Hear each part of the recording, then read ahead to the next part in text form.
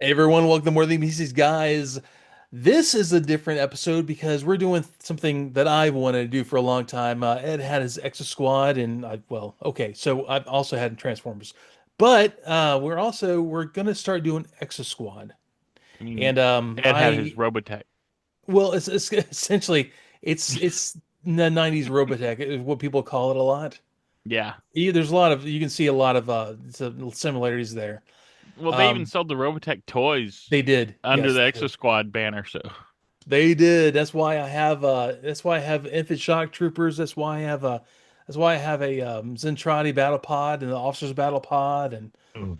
all that kind of stuff because of Exo Squad. It was a weird licensing thing that they did, but hey, awesome stuff. Actually, they actually put out the hover tank, the Southern Cross hover tank for hmm Robotech, and they put out the piloted Veritech fighter, not the Transformer one. God, they did a lot with that. Yeah, I Anyways. had the two Invid ships they put out. Oh yeah, the shock trooper and the basically the bigger one, the I thought the Invid. Shock Trooper was the bigger one, wasn't Okay, it? The purple one, and then they had the smaller like Invid Invader or Scout. whatever it Yeah, was. Yeah, whatever it was. Scout. Yeah. Yeah, I've got those somewhere. I came across them. Do you have any? You guys, either you have any history with this show? Not really. I have no history with the show. I was thinking back though, uh, you know, uh, you know, uh, I really associate this with a sort of early '90s toy boom. Oh yeah. Oh, Like, totally. I something me and Ed talked about one time, and I don't want to, conflate this as being the same sort of plight, but there was a sort of similar procedure to being a geek in high school in the '80s as there was to being gay in high school in the '80s. 100%. And that, What? you wanted there were certain people you could share that truth with. Yeah. Sharing it to the wrong people could be dangerous. And then you get out of high school and you meet communities that are like you, and Yeah. suddenly you can just be out in the open and you can wear an X-Men shirt to a rock show and stuff like that. And I really like associate that a lot with Batman the Animated Series toys, and the when Toy Biz bought Marvel, or the other way around, everyone does. You hmm know, some friends I made during that time, our whole life became just going to toy aisles and trying to find stuff. Oh God, yes. And so even though I never watched this show, I have a nostalgia for this because I remember this stuff being on the shelves at that time. Oh yeah. Yeah, I had a roommate that was like big into it, but I never got into this except for when he showed me the Invid toys. He's like, "Oh, okay." I said, "Okay, I'll go get the Invid figures." So, Oh yeah, definitely. Yeah, this is something that it was they got me from just the show. Right. The show was just cool. As we'll get into later, the show wasn't written for kids. It was written Right. for like a angsty teenager like myself at the time who liked toys and cartoons still. And it was really Very good. early, like the first scene that's not narration, they show you, hey, this isn't just for kids. And yeah, I love that. Yeah. Yeah, we'll get into that in a second. I feel like I'm feeling compelled to read the opening here. I'm not going to say it as near as good as either of the voice actors who did it. It was a golden age for all mankind. Using the incredible exoskeletons called E-frames, we had successfully terraformed Venus and Mars and were poised to move to the outer planets. Suddenly, it all ended. We were pressed into a nightmarish war on a scale previously unimagined. We were attacked by our own creations, the Neo Sapiens, a race of artificially created humans led by Phaeton that had seized control of Venus, Earth, and Mars. So, right away, you get a lot of I don't know, kind of like similarities between the Expanse. I don't know if y'all watched the show The yeah. Right. Expanse. To me, the pirates are the Belters, and hmm the Neo Sapiens are the Mars colony, and you have Earth. So in a huge way, this is almost it's tropey, but Right. in a good like high you know high end sci-fi and is very cyberpunk too. Yeah. The Well, look of it. geez, the look of it is very cyberpunk. Well, I just want to say I'm disappointed in you because you did not put nearly enough stank on nightmarish. Nightmarish. Like he really wants you to know that it's nightmarish. And then what I love, I'm sure this isn't every episode, but this first episode, they do that whole narration, and then they immediately go into doing that narration again, just a little more chill. Yeah, the I like it because there's a lot of it's propagandist journalism, which we have now. This to me, this is very prescient of things we have going on now. It's also very prescient of people who really dig going into World War II stuff. There are so many similarities. It's ridiculous. Oh yeah, and that aspect reminded me kind of Starship Troopers also. Oh God, yes. Yeah, 100%. Yeah. Oh God. Okay, we'll get into that. So yeah, this whole thing starts. We start with on a freighter, the Danube, who is the I just had to laugh because they painted it blue, so it's the Blue Danube. Yes. The Blue Danube. So yeah, they're over there. They're basically taking supplies from the outer rim to Earth, and they've got like 3 days to kind of hang out and like just smurf around, as Jay was saying. Right. And they even got the one guy, he's looking at like softcore porn on his old holo projector. Yeah, it's like a new holo. It is. It's kind of like the Star Wars holiday special where Itchy is watching the hologram of this like softcore porn thing. Right. Well, and he was controlling it. He was hitting buttons, so it's like a Game Boy with like adult games on it. Right. Yeah. That had to be Sega Game Gear. That was like a little more adult oriented. I feel like honestly, if I would have saw this at the time, I would have been like, man, that's a great idea. I'm looking forward to that in the future. There's so many great things with this. It reminded me of Octane when he's like tuning in as like naked robot woman. Right. Oh yeah. It hasn't gotten there yet. Yeah. Season 3 Transformers. We'll get there eventually, I promise. So yeah, they were attacked suddenly by pirates. And dude, okay, I gotta say, I love and hate the pirates because they are so piratey. They're like cosplay at a Ren Fair pirates. At the same time, they're kind of cool because the whole story with them. And we can go on that another episode, but the idea of the pirates attacking the Blue Danube, and they shoot out the engines. It was the last waltz of the Blue Danube. Yeah. I'll say this about the pirates. They were a little disappointing to me just because we had just watched that episode of Robotech with those dandy bad guys. And these guys definitely fail in comparison to those guys. Chiron's so good. Yes, right. Oh yeah. Well, and the guy's name is Simbaka. And he looks like a lion. He does. And his name is like a mix of Simba and Chewbacca. It is. And I never put that together until tonight. I didn't either. That's yeah. dope. And then he looks like Calibok from the New Gods. He 100%. Oh my God, he does. Yeah. He also, I was going to say, wow, guys who did these designs, they had definitely looked at some Rob Liefeld X-Force. They had definitely looked at some Jim Lee X-Men. I almost feel like the premises of this is almost like, what if we took those designs, but actually had a story behind it? Yeah. Well, and it kind of has the same like the cell shaded look they were doing like in the '92 X-Men. Yeah, where it was like a comic shading. Yeah, this reminds me a lot of that. Was this a Fox show? Because it definitely feels like Fox. It is not a Fox show. This showed on UPN or whatever. Oh, right on. This was actually a Universal Studios gig, and it went into syndication. They put out enough episodes where it became a syndicated show. Yeah, and that's what they do with those toy shows like that. Yeah, and so yeah, we went with that with GoBots. It was the same thing. They made enough episodes for syndication. But yeah, so the pirates, and yeah, we were watching this tonight. I watched this again. I've watched this episode, God, probably 50 times because I love it. I watched it with my wife right before we were recording, and she's like, "Is Simbaka human? Because his beard's amazing." Right. It does. His sideburns and everything, like he starches that stuff, like the old punk trick. All in. He uses egg whites. God, the New Gods reference is perfect Yeah, too, that 'cause that was it's- spot on. Yeah, Oh, that's what I thought of, like the old Super Friends appearances oh with yeah, Dark Side and stuff. that's amazing. I never thought about that. Yeah. So yeah, they there's the whole thing with them take out the communications.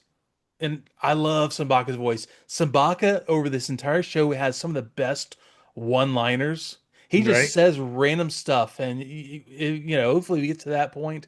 You just like you hear him going like, "Man, I love that guy." He sounds like a Bond villain with his little He snappy does. comebacks. Yeah. Oh, he does. This is just like milk toast compared to what he's like later on. So yeah, I mean, right off the bat, you don't really feel like anybody's really the good guy in this. no. Oh You yeah. know? That's a common theme in this entire show, Yeah. by the way. I think Which is Marsala is the only one that comes across as maybe Mhm. the only nice guy. 100%. Yes. 100%. I was like, why are you hanging out with these goons, man? You can do Right? better. oh God. I hope we get to that point in the first season where you find out his whole story. It's really oh man. Okay. We'll I'm get gonna to stop it. thinking about that because it's so good. The Jeff Siegel and who really was like the head guy for the show had a vision with this. Right. The whole first season is all killer and no filler. Right. But yeah, the first episode though, we go right to the Homeworld Congress essentially, which is kind of like the House of Lords or House of Commons. They Right. get up and talk and yell at each other, and it's amazing. And I just thought it was me. All right, on soldiers in the universe have crazy hair. No, everybody does. Senators Oh, yeah. have crazy hair. Oh, Oh yeah. yeah. Oh yeah, that's they have actually really amazing hair, and they have like really amazing cyberpunk outfits. Everyone has like teal and purple and yellow, and there are no earth tones. I think we have skipped past one point I wanted Oh, to. yeah. I was very. Whoever has to wax the floors on that landing deck, Mhm. worst job in the whole Oh, world. Oh, God, I yeah. skipped right past the them at the beginning there. I'm sorry. You skipped Olympus Mons and everything, yeah. man. Oh God, sorry, I'm thinking of the big points in the show. So yeah, the whole idea of that you get introduced to the Able Squad. Right. Able Squad is they're joyriding on Mars, Right. and they're and you immediately find out they're all very capable. Wolf Bronsky is an idiot. Oh, yeah. Wolf Bronsky, I feel like the pitch for him is, what if Wolverine was incompetent and burped? That's what I put down. I It's put that. Wolf Bronsky is Wolverine plus Booger Presley. No notes. Yeah. God, that's perfect. No That's notes. solid. But Oh. yeah, these guys are so 90s. They're Oh, so yeah. they're so Dan Cortez MTV Sports. Oh God, Like yes. there's just nose rings and gelled up hair. I love it. and That's what I said, shoulder it's- pads. Yeah, you have JT Marsh, who's the leader of Able Squad. He's the like as I say later on, shaved-tailed jockey. Mhm. He's the enlisted guy who just loves being a soldier. He's He, Maverick. Yeah, kind Yeah. of in a way. I mean, he's also voiced by Robbie Benson, who did Beast in the 1991 Beauty and the Beast. Oh, right on. He's That's done a lot. good get for that time. Oh man. Oh yeah. I first saw him when they did Ode to Billy Joe. Yeah. When he jumped off that bridge. Yeah, his voice is so good for like an even-tempered soldier. Mhm. He nails it. Alec De Leon, who is his communications officer, is kind of his right-hand guy. They will do kind of like quick trading card background things on different characters later on in the second season. But yeah, you kind of he's kind of like he's the old dependable right-hand guy of JT Marsh. I like they didn't do a roll call. I mean, they kind of did do a roll call without going into it too much. Well, you learn their names and stuff organically Which is in nice. conversation. Yeah, it's Right. not like they're just calling them out in order. It was definitely very show don't tell. Like Yeah. it came up organically, which you don't find a lot in many Saturday morning cartoons. Right. Yeah. This wasn't aiming at like the 7-year-old Right. like Yeah. age group. So So you have De Leon, you have Nara Burns, Lieutenant Nara Burns, who's kind of like the lens, kind of the heart of Able Squad in a bit. We get into that later on. hmm Rita Torres, who's your nose ring, hard nosed sergeant. She's kind of the drill sergeant of Able Squad. She was 100% somebody who created this was super into Vasquez from Aliens. that's Oh, what I was thinking too. 100%. Like, and I only noticed that because I was way into Vasquez. Oh yeah. I had That a little. touched something in me in an early age that I didn't really understand at the time. Yeah, I actually have a little bonus here. I have some film cells of the show because I love Mhm. it so much. This is the film cell I have. Rita Torres putting a bomb. Good. Oh, I love how the camera's going there with the nose ring and all in the Yeah. foreground. Yeah, the Oh, nose yeah. again, the nose ring so 90s edgy. Like they were Oh, yeah. pushing the envelope with that. Yeah, I mean, and I love it for that. You have like Wolf Bronsky, who's kind of the older, grizzled, heavy set. Okay, we'll get to that in a second too. But yeah, heavy set guy he's just all, I don't know, girth and no tactics. Right. Yeah, just muscle and gut. Yeah, No plan. He's Ben Grimm. Yeah, He is. right. Yeah. God, okay, we're getting a lot of okay. Maggie Weston, who was if the voice actress is the same as the actress was the doctor early on in SG1, Stargate SG1. Yeah, it's Terrell Rothery. Tara Rothery, yeah. Yeah. She does the voice of Maggie Weston. She's also kind of like a settling force in the Able Squad. Kaz Tagaki, who's the kid, he's the youngest he's the newest Able Squad member. Right. And you have Marsala, who's the lone Neo Sapien, and kind of, I don't know, it kind of gives a lot of the Able Squad a lot of reality checks a lot. And Right. once again, as season one goes along, you really understand why. He's the Wharf. He kind of is, but he's also kind of like damaged goods. Right. Yeah. It Also, definitely he reminded me of Teal'c from SG1. He is. Right. He's Yeah. Teal'c, he's Worf, he's the stoic warrior who He's the Slimer. I mean, if you want to denigrate the show I love, yeah. No, they went into a Yeah. whole thing on Rick and Morty about this, how they needed a Slimer. You need a guy that's from the other side that's helping you. Yeah, Right. yeah, you're not wrong. Right. You're not And Rick's wrong. like, oh, okay, you're our Slimer. It's kind of funny though, because at this point, it's not the other side. The Neo Sapiens they have a treaty with Right. the homeworld. So in a way, he's not really going against. They're all one. There should be one force, but you see a Right. lot of racism as the show goes on with the Neo Sapiens because of what happened. Yeah. So dude, I love this. They're on the surface. They get out of the canyon, and then they Alec De Leon like reads like 3 Neo tanks coming in with like 2 Neos apiece, and they're pixelated like it's a Nintendo screen. I thought that was like Yeah. a glitch when I was watching. No, yeah, they're it's like far off. Mm. It makes it seem like, hey, we're getting like digitized Right. radar far off. It's a little detail I kind of like. I always am a fan of seeing what an era thinks the future looks like. Yeah. Oh, Star yeah. Trek is a major part of that. Star Trek, Aliens, Aliens. like, got so much stuff in the Aliens, 80s. Dawson, Aliens. RoboCop. Oh God, yes. Well, and the aesthetics here is like, how Fallout, everything's got like that 50s futuristic aesthetic. Right. MS This DOS. is like if the whole world embraced anime. Yeah. That is a thought I had. This is 100% anime designs with no anime animation because it's very American animation. Oh yeah. This was called the American anime in the 90s. Right. Well, It was and literally this called was- that. I think this was actually Canadian because almost all the voice actors are from Fiction Vancouver. group. Yeah. What was it? Takagi? Hmm? That's Bob from Reboot. Oh, it is. Yeah. And Oh, that's Bronsky awesome. was Fong. Yep. Yeah. And I mean, you get a lot more later, but yeah, everybody's like SG1, Beast Wars.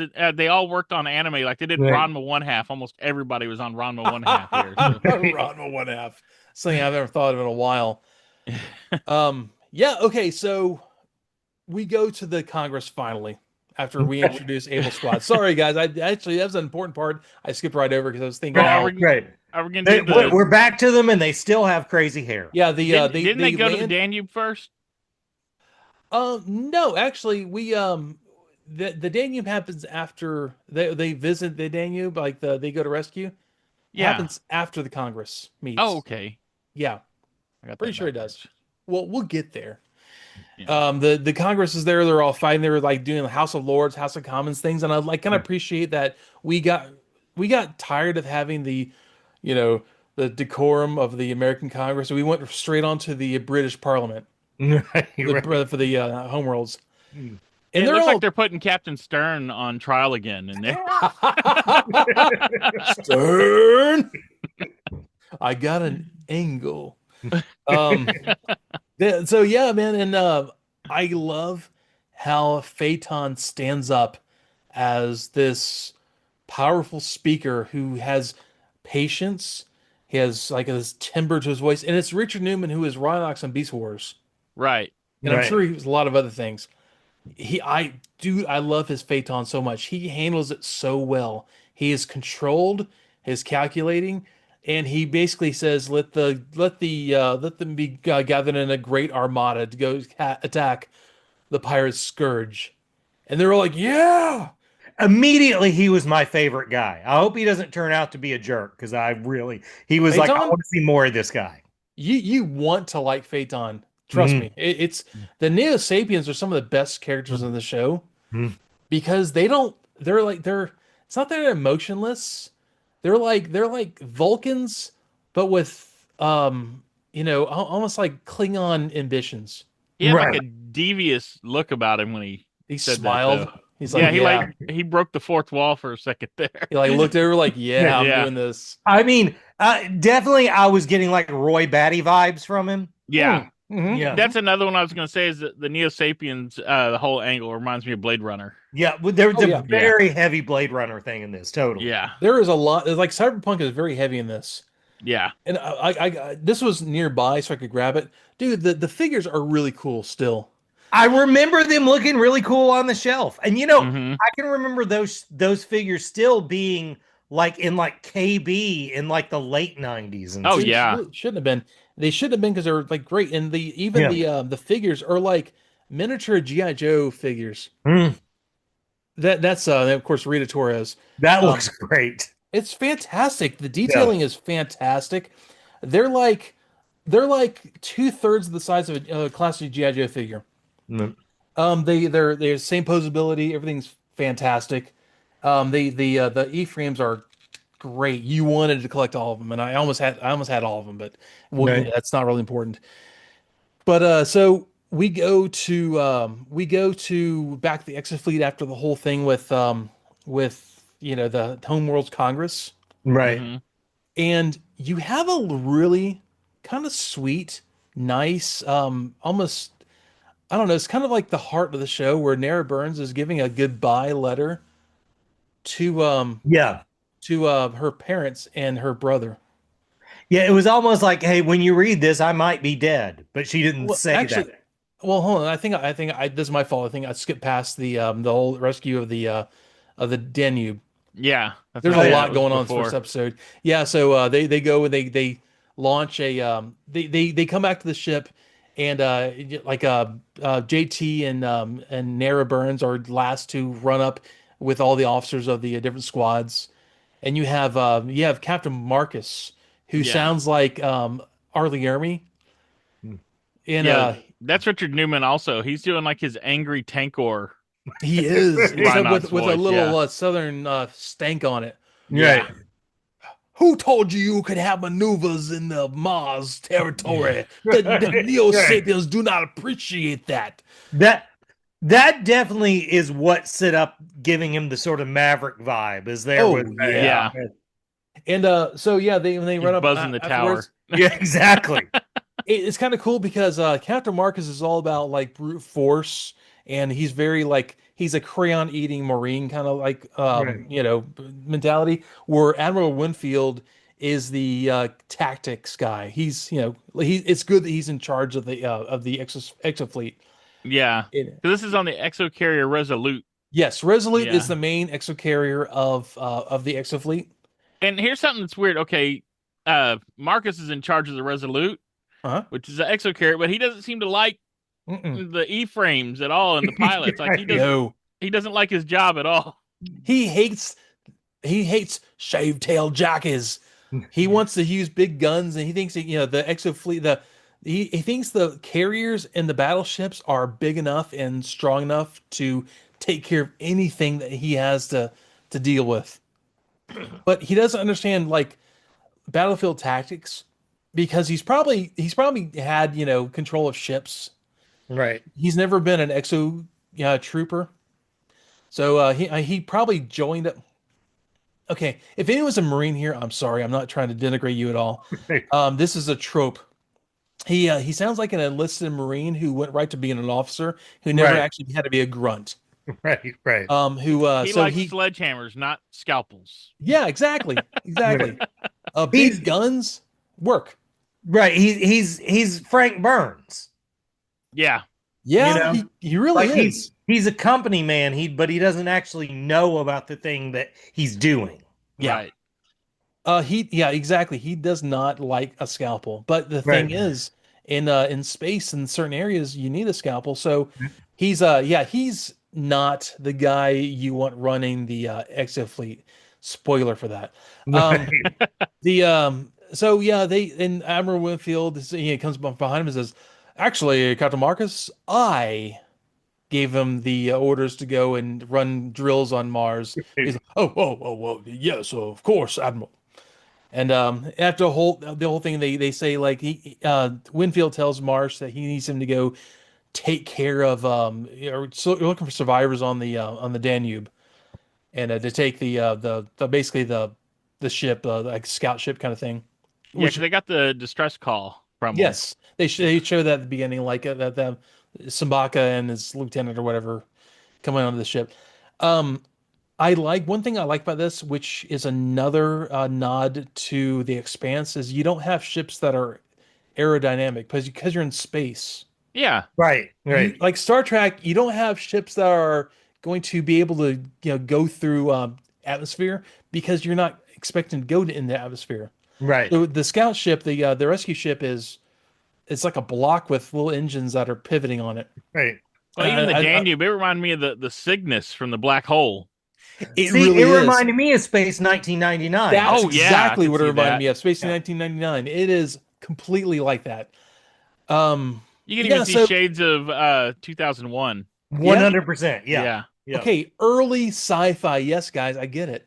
I Yeah. get it. So they go and they go to the ship and dock on it, and there's this whole thing where they're trying to figure out the atmosphere and stuff, and there's kind of like Bronsky is kind of like the comic relief without being so over the top comic relief. As he Yeah. steps on, they're like, and there's no gravity, and he like whoop and hits his head on the top. But it's also you have that kind of like funny moment before a really grim moment because you see the captain of the Danube floating.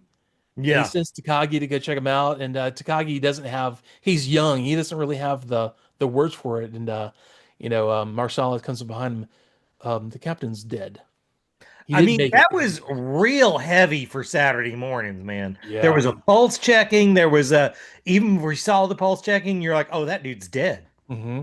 You Yeah, you didn't really see dead bodies on cartoons at know? this Right. No, you didn't. Right. Which Like is- if someone died, they usually were like disintegrated, you know? Right. Yeah. That's the thing I love about the show. Well, they is- didn't kill people usually at all. It's No. like, Right. oh, he's a robot. Foot soldiers were robots and stuff. Yeah. So That's a common theme of the show. This is why people call it kind of like an American anime, or they related it a little relate to Robotech without the licensing thing because they're not afraid to kill people, wholesale kill Right. people. Well, even in Uh, Robotech, they softened some of the deaths, like kind yeah, of, yeah, Right. they censored don't do them. that in this show at all. There's yeah, it's rough. Mhm. Main like man, a lot of time main characters, a lot of main characters will have close deaths, and some like tertiary characters die a lot. Hmm. Right. Just spoiler right now. So yeah, they check out the thing. There's nothing in the cargo hold. They're almost trying to checking the ship out, and Kastakagi finds the second mate or whatever he was who was watching the digital porn under like a table or something. Right. And he's like, "Huh, look at this guy." And you see him stir, and Bronski's like, "Hey, you see that? He's still alive." And Takagi grabs the table off of him, and they're trying. JT's like, "No, no, stop!" They totally the pirates did a trap to kill whoever came to Right. rescue the ship, Yeah, which is diabolical. they But booby trapped his body. Yeah, I will say it was a very polite death bomb. it It gave you a was. countdown. It gave you an opportunity to kill 59, him. 58, 57. It was Uh, not counting proper seconds, though. She Yeah. was counting fast. yeah, it That's true. was. And also, it triggered some explosion before the main explosion. So that's Yeah, Yeah. cheating. that's one of those sci-fi tropes that like the chain reaction starts kind of early, Right. so you Right. get out of there really quickly. They get into the scout ship, and JT's like punch it, Nara. Typical, once again tropey. You know, it's Right. kind I of will. genius though to have the explosion start before the countdown's done Oh because no yeah, one's Right. expecting that. yeah. They get in the scout ship, and because of it's the way the explosion worked, it was a unshielded fusion reaction core. You'll find throughout the show they use fusion packs. They use like tiny nuclear fusion packs to power things. So yeah, this whole bomb was like a little tiny fusion reaction that was going critical. Space Chernobyl. Yeah, it kind of was. And Right. they jump into the ship, and because there's so much radiation, they can't radio the repair vessel, the repair crew. So they've got to like take off and run across the bow of the repair crew to get their attention because they can't get a hold of them. So the repair crew turns and starts flying off also. And the ship, the Danube explodes, and it explodes like space shit exploding out. It's Right. a circle. It's not like boom Yeah. as a mushroom cloud. It's like outward. Right. Yeah, it's And a radius. yeah, and the repair crew dies instantly. Right. Oh yeah. And Well, they try to make it, and they're just within the yeah, explosion field or whatever. They don't make it. yeah, the repair not repair crew, the scout ship with the Able squad barely makes it out of there, and they're banged up a little bit. Yeah. So And first episode, and they've already wiped out two crews mhm. and ship like two ships, like Right. almost completely dead. Yeah, no, there's no, it does not slow down either. Yeah. Right. It just goes like this. This is a war. And they go and they radio the Resolute that the rescue crew is dead. And just the fact that this happens so quickly and so easily, it's kind of crazy. After this, is this where they have the reporter? Yes. Yeah. I That is immediately that is he, so good. I love that detail. he is such a Walter Peck. He is. Oh yeah. Oh, he is. He is such an 80s jerk journalist. I love Die it. Hard. That was maybe my favorite part of it. 100% Die Hard. Yes. It is. He comes up there like Walter McKenna. My friends call me Walt. He's like, okay, McKenna, and I love that JT Marsh.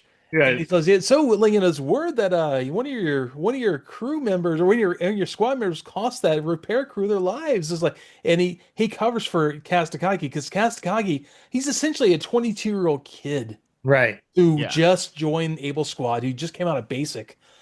And he JT covers for me, and then he's like McKenna does the heel reporter. I'm just trying to get the truth, man. Right. Right.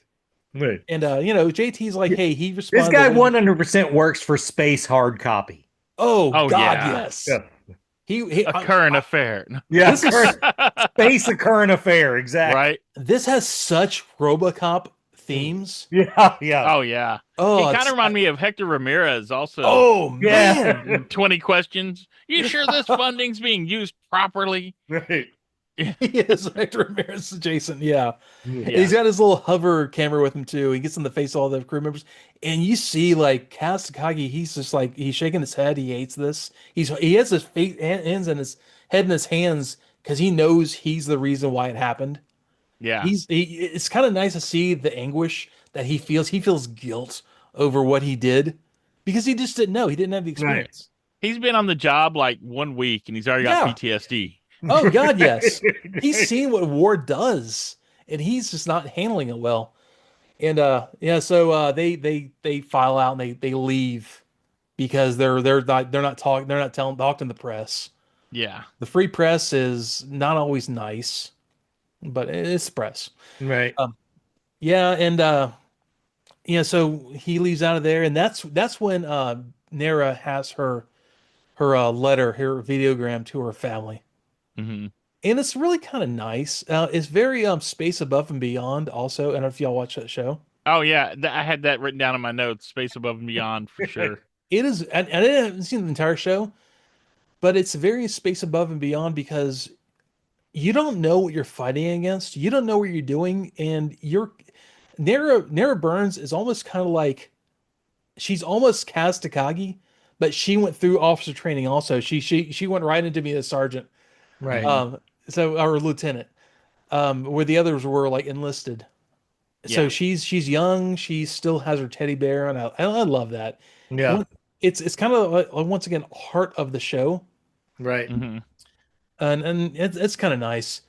And she She's talks about how sorry? she's kind of like what I think she's like an American version of Lin Min May, which by I mean, she's not awful. Yeah, she's not. Like she's She not some awful like sex trope. yeah she's Yeah. not. She's my least favorite member of Able Squad. Just to Hmm. put that out there. Yeah. But the none of them are really bad. Right. They're all good in their own way. She's probably my least favorite. And then we have a little like hanging out with the squad while they're getting Right. ready, and Ali DeLeon's doing these moves. He's like, yeah, yeah, yeah. And Again, they're like, that really reminded me of Aliens, which oh I God, love. yes. Yeah. There's a lot you can see they pulled a lot from Aliens with Yeah. the squad getting together and getting ready to go to battle. Like And, Aliens, the first Predator, just that kind of thing of getting Oh. a squad together. Yeah. Yeah, it's so good. Yeah. The Bronsky's the sexual Tyrannosaurus.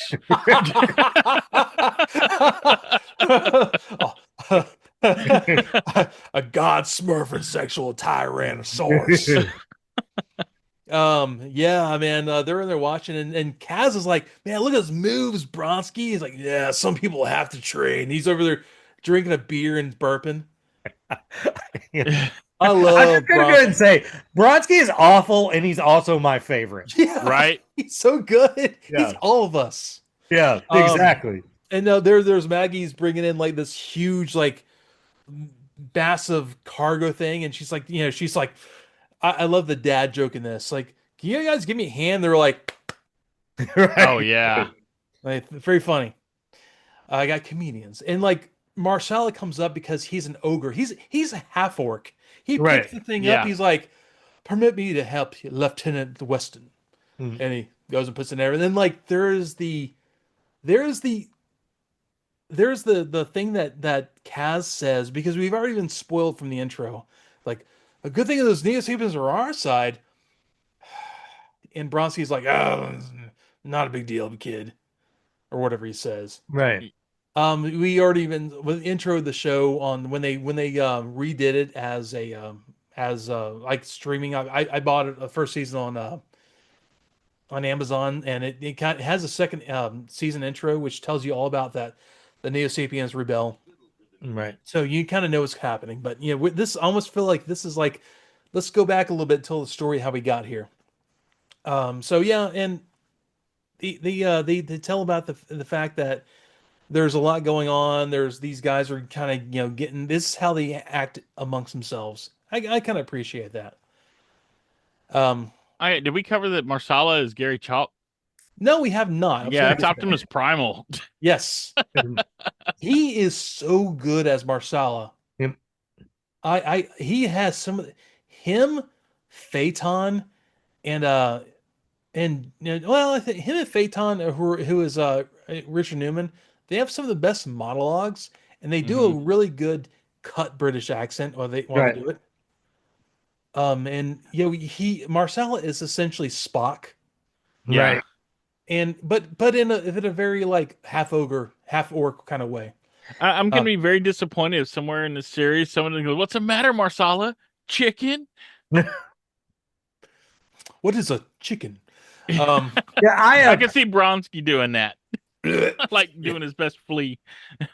definitely the Neo Sapiens have a sort of X-Men Beast vibe. They're big brutes, but they're, also sort of refined. they Yeah, are, and but because they're like Vulcans, they also you kind of pick up on this as the show goes. They kind of lack human ingenuity, imagination. Right. They are literalists. They do things for effectiveness and for usefulness, but not they don't have like a whimsy to them. they were Right. built just as workers in harsh environments. That's Yeah, Right. so you wouldn't expect them to have that full like breadth of emotion. yeah. Right. You actually, and this is where a lot of these allegories for early American I guess early American times really kind of hits hard because they were slaves. Right. The Hmm. slaves built the outer worlds because they needed a workforce who could eat grass, breathe really low oxygen, and like mine Mm. and establish. They're the plantation workers, Right. Yeah, the Neo Sapiens, and they had an uprising. And how dare they uprise? And how dare Right. those slaves have they have dreams of being bigger than themselves. So right now you already know that the humans really aren't lily white in this. right. Right. Right. They put down the slave rebellion. Right. Right.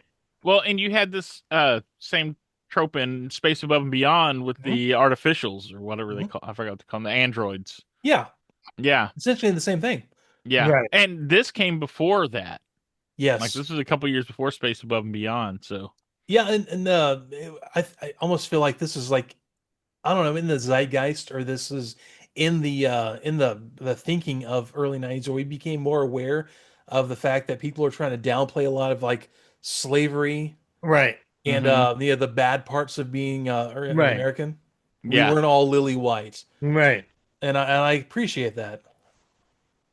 So yeah, the really cool thing, which is what you brought up about being having a like a an very close allusion, not illusion, allusion to Starship Troopers is when Nara's talking about going to war, you see troops like on platforms, like going up in if you read the book Starship Troopers, the idea of what the uniforms are very close to what the kind of extra frames that Starship Troopers had in the novel. Right. They're in Right. Yeah, because helmets. they had like power suits in the Yeah, novel. essentially, yeah. Yeah. They look very similar to that. So the idea of what we are looking at as far as building up to this, it's kind of nice that we get I don't know, almost like kind of world building Yeah. You at the beginning. 100%. And I like that. And so with the first episode, it doesn't have a lot of meat, but it shows a lot how people die in this world. Right. Oh, it did a Um, lot of heavy lifting, showing you this world that okay, you've got this vast, you know, three planet system with yeah, wild card pirates, and nobody's safe. Right. yeah, and I, So I like yeah. that the pirates are essentially like they were the outer rim workers. They are the belters in the expanse. Hmm. Except when the Neo Sapiens had the uprising, they kind of left the pirates. Well, what were the outside asteroid belt workers and miners? They Hmm. left them to deal with themselves while Yeah. shored up the homeworlds. So that's how the pirate clans came to be. Right. They had to fend for themselves, and they had like heavy minerals, and they had a lot of like good metals in the asteroid belts and the outer rim to build their fleet and become clans essentially. So they had to Right. survive. That's how they survived. Yeah. And the homeworlds kind of left them whatever. They'll deal with what they're going to deal with. And fast forward Well, to and when that's what the big Senate meeting was what are yeah, we gonna do about these pirates now? Because Right. we left them alone all this time, and now they're a problem. yeah, I mean, it does seem like almost every problem the humans have is created by the humans. Yeah, it And is. that's pretty real to be putting in a 90s Saturday morning cartoon. It right. is. We left Hubris these guys is high and dry, and didn't do anything to help them, and now that it's biting us in the butt. Right. hubris is pretty prevalent in this whole entire series. Right. Right. So the Exo fleet goes out to war. They go out to like go after the pirate clans, and they go into the asteroid belt. They're following ships which disappear, Mm-hmm. and they go in the asteroid belt, and suddenly there's asteroids that are like have engines on the back of them, like shooting towards the Resolute and the rest of the Exo fleet. And they're like, oh, there's a third asteroid on a collision course. Well, invasive maneuvers. Okay. Well, invasive maneuvers happen and the asteroids stop. They turn and they start going like, those aren't asteroids. Those aren't rogue asteroids. That's a pirate ambush. Right. At least Winfield's there to say, like, you're an idiot, dude. Pay attention. Right. And they start going after the asteroids. One gets really close, and they call it a like Sabaka's second guy. So it's like it's a direct hit, and Sabaka's like drop cloak, and they go all out with all their ships, and that's when we get where Marcus is like open all batters, and Winfield's like launch the E-frames like whoa, they're just getting in the way. Right. Oh, Man. and the Resolute's main batteries sound like Cheetor's gun. They do. Doo, doo. Yeah, they fire the main batteries, and the Captain Marcus is like, "Those are in the way." And dude, it's like X-wings against a Death Star. Right. You gotta have Yeah. small craft. You gotta have like snub-nosed fighters going after big craft because big craft can't target the small fighters as well. Right. Yeah. It's same concept. You gotta have like dog fighters. Marcus just does not like E-frames, period. He doesn't like he doesn't like he doesn't like the I guess he doesn't like Maverick at all. Right. He He hates also Maverick. he kind of reminds me of Paulie from Rocky. He just thinks everything is a bad idea. Yeah. Yeah. I Like can see that. any idea presented to him is a bad idea. That's a great way to put it. We need to get him Yeah. a robot for his birthday. Destroy this robot. That he Yeah. immediately falls in love with. Right. Yeah, exactly. Happy birthday, Polly. They eventually Winfield's like lost their E-frames. Okay, so real quick to the toys, I have a like a Resolute ship, like a toy they put out has Oh, like they a made a little chip for it. miniature Marshalla's E-frame and a miniature version of JT Marsh's E-frame. In the electronics on it don't work anymore. I've tried to repair it, but this point I can't get it to work. But if you hit one of the buttons, and we're going launch the E-frames, like it is a really garbled Edmund Winfield thing, and I love that Right. so much. Launch the E-frame, which he does. So they launch the E-frames, and you get this really cool montage of Exosquad jumping the E-frames and flying out into space. Right. It's kind of cool. It was nice animation. It was really good. These first 4 episodes, just like Robotech, they put great animation in them. Right. Some of the episodes later on are terrible. They're not like walking potato people like some Robotech episodes were, but Right. they're not great. But yeah, And they totally stole the E-frame idea for Avatar. Oh yeah. Yeah, Avatar. 100%. Somebody working on that watched Exosquad. Right. Well, you also look at Maggie Wesson's E-frame, and that was completely stolen off of the loader from Aliens. Oh Right. yeah. But I meant like Avatar stole from Oh yeah. Exosquad. Oh yeah. Oh well, Exosquad or BattleTech or any of those things. Yeah. Mech Warrior. Yeah, same stuff.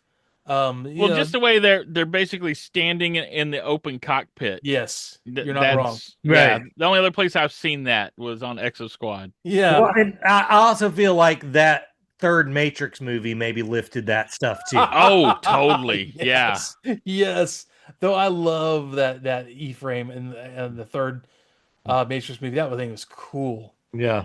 So yeah, Is that the one with Jango Fett controlling it? I think so. Yeah. Yeah. Yeah. God, I didn't realize that until now. You're right. Jesus. So yeah, they go out, they fly out in space, and there's this battle, and dude, this is the key against big ships, small fighters, because you shoot like a few shots or a missile, and it destroys the entire ship. Like 100 people are dead instantly. They don't even there's no wet Right. ships. They Yeah. rip at the seams like Robotech with the main cannon, like destroying and vaporizing his entire ships. This Yeah. is the Exosquad goes in there and like shoots a few missiles and a few laser blasts at a right point, and like a pirate ship rips apart at the seams. It definitely does a good job of showing you why the thing that the show is about is important. Yes. Right. You know, Yeah. Yeah, yeah, it's hard to hit them because they're like Right. swarming you. Yeah, and that's you're like mosquitoes. And who amongst us? Who amongst us? Because we all grew up in the South. You can deal with a mosquito swarm. dude, I live in sort of a weird wizarding house. It's like the Weasley's house. And You have and the burrow? mosquitoes- What? You live in the burrow? That's great. Yeah, dude. And mosquitoes are a real issue for the first half of our house. So yes, I understand what damage a small attacker can do. Yeah, exactly. Oh These yeah, are, they can send you running. Yeah. these are TIE fighters because they have no shielding. Yeah. But a Mhm. swarm of TIE fighters can wreck a squadron of big ships. So yeah, you have these guys going out there and just destroying ships wholesale. But we kind of get to the end of the episode where Bronski's in a lot of trouble because he's going after a ship, and there's two of the ships behind him, like shooting him and like just messing him up completely. Yeah. Taking off his armor. And JT Marsh is like, Maggie, Kaz, go help out Bronsky. And he gets knocked into an asteroid, which I love this. It is so true of every cartoon. You see that one asteroid that is discolored, you know it's going to come into play in the foreground. Right. Yeah. Great. JT gets shot. He rolls into the one asteroid that's discolored, and they're kind of like they're as a squad they're coming ungrouped, and I love that. It's kind of this desperation of um of Bronski's like, where is everybody? Because they're getting their butts handed to them suddenly. Yeah, they're not 'Cause working like a unit. they're not, Yeah. and that's really where the episode ends. Yeah. It Yeah, ends we're as left hanging on cliffhanger. that one. Then they Yeah, give cliffhanger. a preview for the next episode. I know that. I almost And wonder, was this preview done as like looks BA, man. right? And I was wondering, was this like a pilot originally? Like it was like one big like movie or a VHS OVA that went out? Yeah, there's their first 4 episodes are like a mini series of the start the episode start the show up. Okay, that's what I was wondering, the way they cut it like that. Yeah, he leaves on the cliffhanger. There are so many things that go on the first 4 episodes. It sets up the entire show, Right on. which, but still, the first whole season, which is like 12 episodes, it is there is so much going on. There is all killer, no filler. And there are so many, and as the camera gets on and on me, Yeah, I was about to say that was really dramatic. and Yeah. there is a lot of destruction, a lot of death, and a lot of reality, and a lot of really good allegories to current media and Right. actually the media of World War II. I've got this book of World War II political cartoons, Mhm. and it is crazy how much it is portrayed in this show. Like It's almost like history cyclical. Right. yeah. Right. It's a Alec Mino, the guy who was one of the big contributors to the show. Mhm. I actually worked on a lot of Marvel titles too. Artist. Yeah. I 100% recognize that name. Yeah. He was he was the character designer of the show, which is why probably a lot of them look like Marvel characters. Right, right. Hmm. Yeah. He's actually stopped doing interviews for the most part because people wanted to ask him about the show so much. Mhm. This is one of those 90s gems that people are like, why didn't they finish it? Right, right. So spoiler there. Though so you have that and Jeff Siegel, who Jeff Siegel was like worked on a lot of cartoons in the 90s that were very hard hitting, Right. very, very like real rough shows. And a lot of like, like comic strip kind of, cartoons. But Right. you have a lot of really heavy hitting things that where you have writers who wanted to tell a story, Right. and Yeah. you really get that. So it ends on a strong high note where it is like Mhm. everything's chaotic. So That's what I'm yeah. saying. The ship to ship battles had gone. Yeah. It reminded me a lot of Babylon 5 there. Oh yeah, Yeah. Yeah. a lot of that. And same era, you know. Yeah. Yeah. Mm. There Well, was they had the ships like that that were more, I guess, space worthy. Right. yeah, Yeah. yeah. More Newtonian, I guess, is the word. Right. It works for them. Yeah. There's a lot of that. There's almost like this, like I call it a zeitgeist. There is a lot of similar ideas in the same span of time that Right. happen all at the same time. Right. You I know, wonder if they're not drawn from something else. Like usually it's like Harlan Ellison or Arthur C. Yeah. Clarke wrote something, Right. and Right. they're all well, like pulling from Space that. 1999. Yeah. God, when did Star Trek Troopers came out in like the early 90s too? Yeah, this was after this. Yeah, Star Trek so Troopers came out later. So, but but I'm thinking maybe the book. yeah, Maybe I was they were gonna say inspired by the book. yeah, I was gonna say a lot of heavy sci-fi authors, the way they describe the world. Yeah. Um, and once again, I think The Expanse got a lot from that whole idea as well. Right. Oh yeah. Uh, Well, and you got the Martian Chronicles and stuff like yes, that. Yeah. So 100%. Ray Bradbury. yeah. You have a lot of really good science fiction and I don't know, fantasy writers. There's a kind of meshing there. Well, this is totally a space opera. I Oh, mean, Right. it's 100% is a space opera. yeah. And you get that a lot. And there, dude, I will not deny that this first episode, because I know it's coming, made me tear up a little bit of some of the scenes. Right. Mhm. That's how good the show is to me. Right.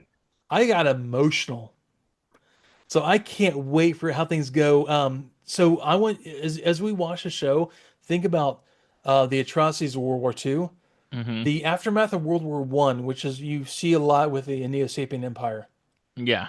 You see a lot of even like post World War II Japan. Right. And also because it's well kind of the First Reich. Look at the Roman Empire, how things went with that too. So keep those in mind as we watch this. And there's a lot of sci-fi tropes, a lot of I call them tropes, but like a lot of sci-fi usage of ideas. Right. Oh yeah. So this is really one like all time one of my favorite animated shows. I mean, it's right there with the G1 Transformers. No. There's a lot of shows I forgot about that I didn't really care about. This is one that I've gone back and watched over and over and over again. Well, actually, after finally watching this, because like I said, I'd never watched it, and my roommate used to go on and on about it. I kind of regret not watching it back then because this was really good. This isn't even good yet. Right. This Yeah. is the story. This is the window dressing of the world right now. Right. But I mean, if I'd watched this like in '93 when this Oh, came yeah. out, I'd have been crazy for it. Like, wow, nobody's ever done this before on TV. I thought the exact same thing. I was like, Yeah. oh man, if I was watching this when it was coming out, this would have been my favorite thing. I would have been downright evangelical about it. I would have Oh been, yeah. Yeah. hey, do you guys watch Exosquad? You know. To watch the new episode, Yeah. dude, I can't wait. Seriously, I can't wait to get into the first season and like the stuff that happens during the season. It is so Battlestar Galactica, the newer, the rehash Yeah. Battlestar Yeah. Galactica. It is so space and above and beyond. It is so The Expanse. It is so allegorical to World War II. Right. It is in fascism. It is so prescient right now. Right. Mhm. You'll understand why. Right. So Go outside. Yeah. No. Yeah, exactly. Oh man, so I can't wait to get into more of this, but I'm going to cut it off here because we're going to watch the Fellowship of the Ring expanded edition tonight in theaters. So I've got to cut this short You're Okay. super because nerding of- it up. I can't. So apparently, I can't get away from watching things that are 20 years old at this point, Yeah. or 30 years old Yeah. as far as the show goes. So I'm going to cut it here. I appreciate you guys getting on here, and I'm glad. I can't wait to explore more of the show. Yeah, it was Seriously. fun. Yeah. I am super excited to get into this. So I'm going to cut it here. Y'all, thanks for watching. Thanks for listening to a few nerds talk about stuff. And let me know, comment how cool it is and what your impressions are of the show. We want to hear about it. I want to tell, as the camera pans out, I want to tell How does it know? How does it know knows? when you're about to get real? There Yeah, is I got no this. Evan. It's really just a camera. He's he's just a Back hologram. up, back up. Okay, yes, now we're going. I am Charles McKenna. I am Alright, Charles y'all. McKenna. Chad McKenna. I hate that guy. Y'all have a good night. Let me know in the comments what you think. Email us at morethanmeetstheseguys@gmail.com. I always share the email responses with the guys who are with this, and I can't wait to get into more of this. This is part one of a four-part opening of the show. So y'all have a great night. Take it easy, guys, and frame up. Y'all take it easy. Woo! Bye.